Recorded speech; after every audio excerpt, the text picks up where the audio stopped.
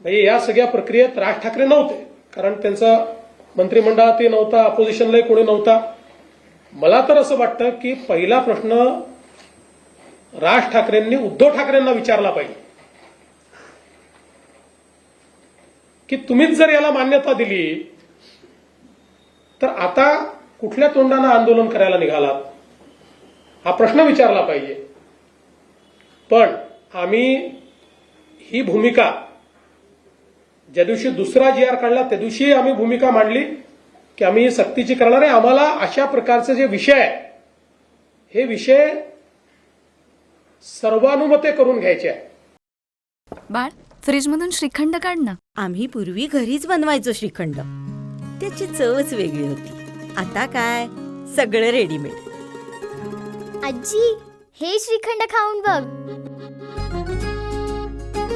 आज तुझ्या आईनं घरीच बनवलं की काय? हे आहे गोकुळचं श्रीखंड. अगदी जिभेवर रेंगाळणार. जिभेवरच नाही तर मनावरही रेंगाळणार. गोकुळ श्रीखंड, मनावर रेंगाळणार.